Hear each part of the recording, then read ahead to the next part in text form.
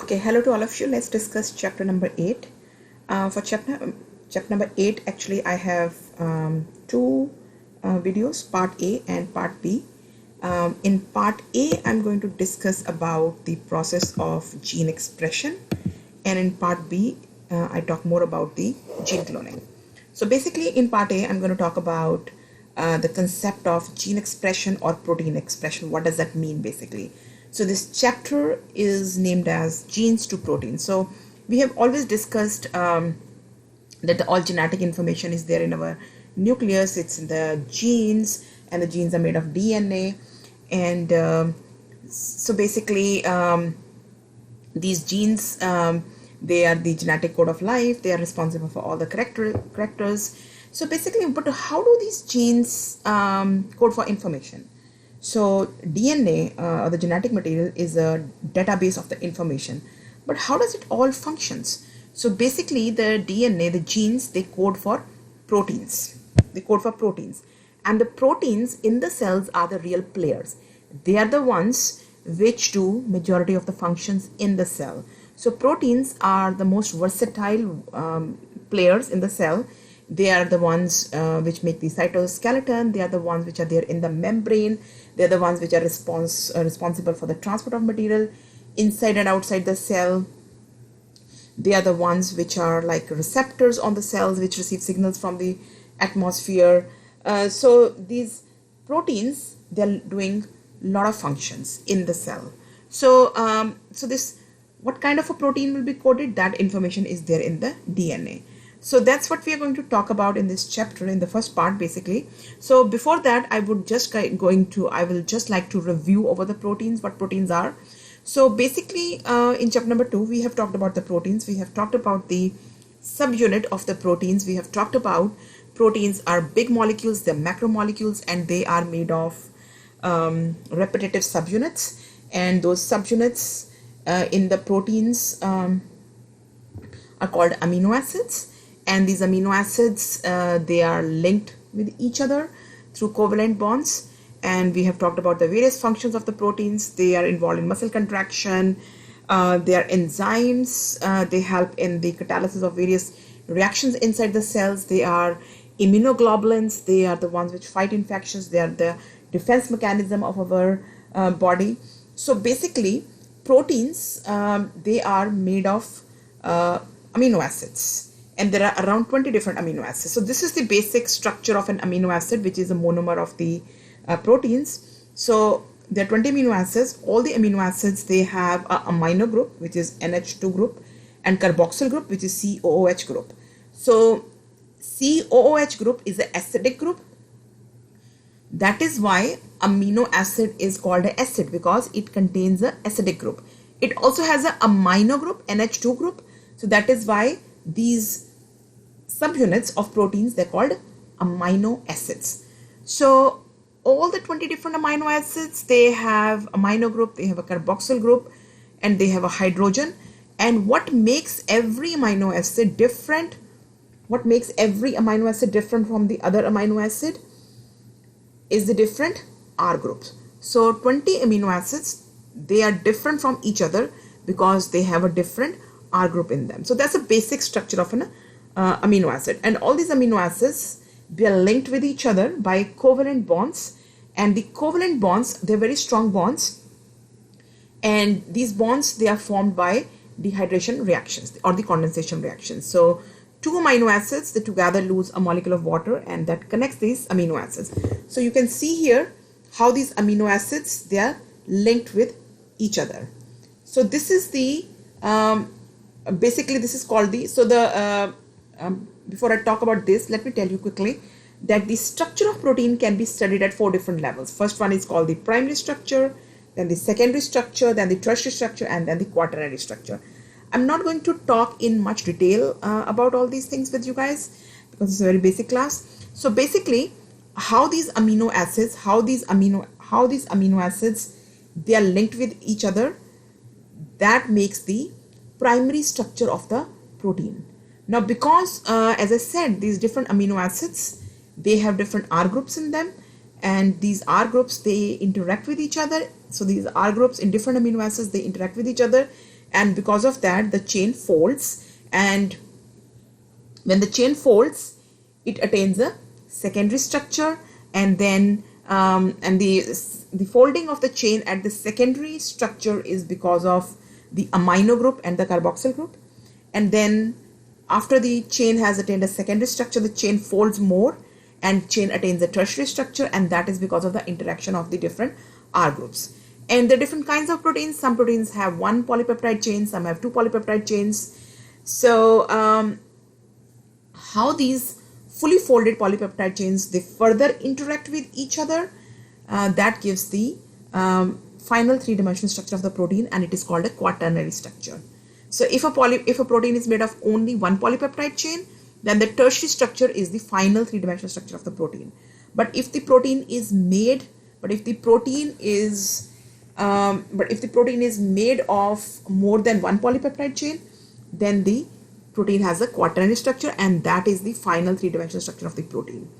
So basically, if you read in your book, it talks about a gene called spideron gene, and spideron gene is present in the spiders, and that gene is responsible for making the silk protein.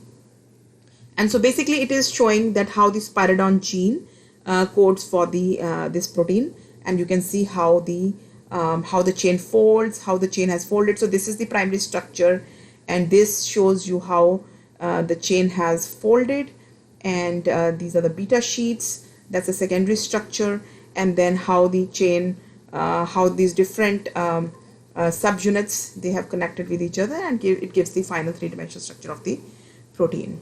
So let's go over this. The sequence of amino acids determine how the chain will fold into three-dimensional shape and potentially interact with other chains to establish the final shape. So it's the primary structure which determines the final three-dimensional structure of the protein. So it's the order of amino acids determine how the chain folds, further folds, and how it attains the final three-dimensional structure. So the first structure is the primary structure, and it is the linear amino acid chain. So amino acids bind together in linear chains. In this linear form, a chain of amino acids does not yet have a specific function. So basically you can see this is the linear arrangement, or this is called the primary structure, in which different amino acids, they are linked to each other by covalent bonds. Then three-dimensional protein folding. So as I said, it can happen at different levels: secondary, tertiary, and then the quaternary. Interactions among amino acids, core structures among amino acid side chains and between side chains, and what are all direct three-dimensional folding, the overall shape of the protein, including the placement. Yeah. So basically, what is the order of these amino acids? Because every amino acid has a amino group, it has a carboxyl group, and every amino acid also has a R group. So how all these groups they interact, on the basis of that the chain folds and attains a three-dimensional structure. So this is basically overall the structure of the protein, and this is basically showing how the within the protein, the beta sheet crystalline regions which confer the strength alternate with more flexible regions. So basically the proteins are made of different chains, and how the chains, they further interact, and that gives the final three-dimensional structure of the protein. So as I talked about, the subunit of protein is amino acids. So they're the building blocks. There are 20 different amino acids. They all have the same basic core structure. Every amino acid has an amino group. Every amino acid has a carboxyl group. And every amino acid has a unique R group. So these amino acids, they bond together to form linear chains. The chain folds into three-dimensional protein based on the sequence of amino acids. And the shape of the protein determines the function of the protein.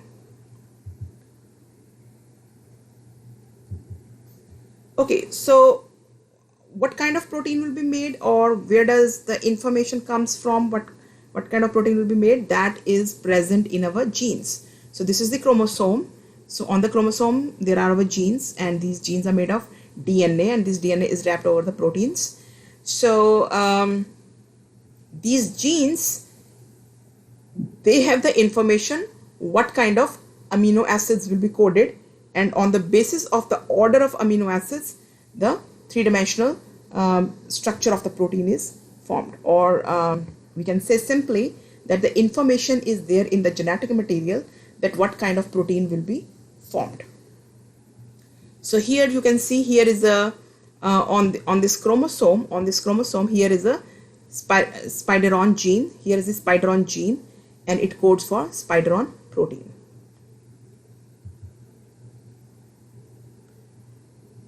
And how the information which is there in our DNA is converted into proteins, this whole process is called gene expression or protein expression, and it has two steps: transcription and translation. So this is what gene expression is. It has two steps. First step is transcription and second is translation. In the first step, the information which is there in the DNA is converted into mRNA. So mRNA is single-stranded. So this information from DNA is converted into mRNA. So this is the DNA, and this information which is there in the DNA is converted into mRNA. DNA has two strands. One of the strand acts as a template strand, and the information from that strand is coded into mRNA, and this step is called transcription, and it takes place inside the nucleus. After the mRNA is formed, it leaves the nucleus and it goes to the cytoplasm, and it binds on the ribosomes. It goes and binds on the ribosomes, and on the ribosomes, these ribosomes, once the mRNA binds on the ribosomes actually move on the mRNA and the protein is made. So this second step, which takes place in the cytoplasm, this step is called translation, in which the information which is there in the mRNA, it is converted into proteins. So this is basically overall gene expression.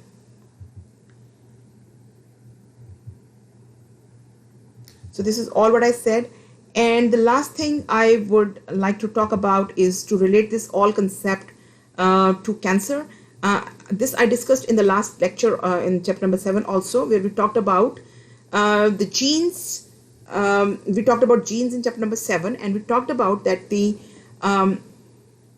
information which is there in the genes, when it gets altered, it can be either some mutation, or it can be gene amplification, or it can be translocations, or various other things, various other DNA arrangements. So when these changes takes place in DNA, it actually affects the proteins, because the information in the DNA codes for proteins, because proteins are the real players. So any change in the DNA causes changes in the proteins, and if those proteins, they are involved in the cell cycle means how the cells divide. You will study about this in next chapter, that how the cells divide, how the cells multiply or duplicate. So if the proteins, if the gene is mutated and it affects the protein, and if that protein is involved in the cell division, it leads to the aberrant cell division. And that aberrant cell division, when the cells divide abnormally, that is called cancer. So this slide you have seen in the last lecture also. We have talked about here's a proto-oncogene, and we talked about what proto-oncogenes are. Proto-oncogenes are the normal genes which are involved in the cell division. We all have them. They're taking care how our cells are dividing. But what happens when those genes, they get mutated? It can be a point mutation, it can be gene amplification, it can be chromosomal translocations, it can be local rearrangements like inversions, deletions, insertions. So when all these kind of things happens, or some insertional mutation, like some viral DNA comes and integrates into the DNA, when all these kind of things happen at the genomic level, it affects the proteins. It affects the proteins. So there can be two things happening to the proteins. It can be either there can be the excess formation of normal protein, which means there can be an overexpression of the protein, or it can be the formation of an abnormal hyperactive protein, which means a mutated protein. So as a result of that, and we talked about proto-oncogenes can be converted into oncogenes, or if tumor suppressor genes, they get mutated, they become dysfunctional. So when tumor suppressor genes become mutated, they become dysfunctional. then they don't function, they malfunction, and because of that the cells can get cancerous, because these genes, tumor suppressor genes, they are the ones which are the guardians of our genome, and they are the ones which are responsible, they are the guardians of our genome, and they are the ones which are responsible for taking care of the cell cycle, that it is going in a correct way. Okay, so let's talk about some of the genes, some of the proteins. Oh, I'm so sorry. Let's talk about some of the proteins which get overexpressed in cancer. So it involves some membrane proteins, EGFR and HER2. You just need to know these names. These are two important proteins which are there in the membrane. They get overexpressed and they are responsible for causing the aberrant growth of the cancer of the cells, and the cells become cancerous. And there is also overexpression of some proteins which are enzymes, which are metabolism related enzymes, which are hexokinases, phosphofructokinases, and pyruvate kinases. So these are some of the proteins which get overexpressed in cancer, and this is example of some of the proteins which get mutated in cancer. So there are some proteins which are involved in cell proliferation and cell survival, which include PI3 kinase, AKT, MAP kinases. So these are some of the proteins. These are some of the proteins which are involved in cell proliferation and cell survival. So these are some of the proteins which are involved in cell proliferation and cell survival, and they get mutated in cancer. And mutations can also take place in growth factor receptors like EGFR and HER2. So mutations can also take place in these receptors. And EGFR and HER2, they are basically membrane proteins. So they can be overexpressed, as well as they can also get mutations in them. And as a result of that, the cells can become cancerous. Or mutations can also take place in tumor suppressor genes like P53, P10, or RB. So these are some of the tumor suppressor genes. And if these genes, they get mutated, then they will not be functioning properly and the cells can become cancerous. So this part is in the next part. So for this chapter I have recorded 2 parts. If anything not clear, please let me know.